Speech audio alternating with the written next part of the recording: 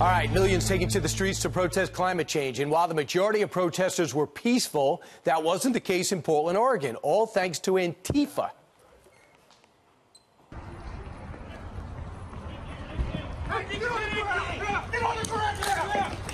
Child, go back. Shut the go back. CHS, you stop, old piece of We're in the middle of a public park, you pigs. Pigs. I cannot believe they have to take that. How proud their parents must be. Here with more is journalist Andy Ngo, who shot the video. You'll remember he was targeted by Antifa over the summer. Andy, it's clear that a lot of people there were peaceful protests. They got to miss school, too.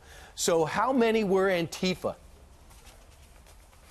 Yeah, so on Friday, hundreds of thousands around the world marched, and in spite of the apocalyptic language and fear-mongering about the climate, it was peaceful, except for in Portland, where a faction of Antifa militants dressed head to toe in black and wearing masks showed up and commandeered part of the demonstrations. They replaced the chants about the climate to expletives against the police. There were several arrests throughout the day. One of the violent suspects who was arrested, who has a big Antifa tattoo on his neck, was found to be carrying a cache of weapons, including a dagger, a switchblade, a hammer, and brass knuckles. As if that wasn't bad enough, once the climate strike was over, these group of masked militants descended on the local ICE facility, the same facility that was under a 5-week siege last year, and began to throw projectiles like rocks at the federal officers who were protecting the facility. When they responded, they all took off running in different directions, and that's what you see in the video. Andy, the police who were chasing them dropped some of the ammunition, and one of the masked Antifa people attempted to pick it up. You could see the abuse that the police endured that day.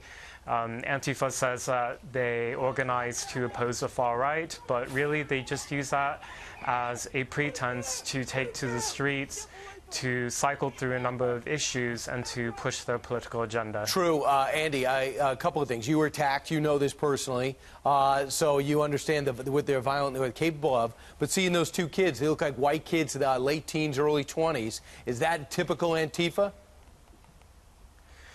This group that demonstrated on Friday was a bit younger than what the average Antifa member is, you could say.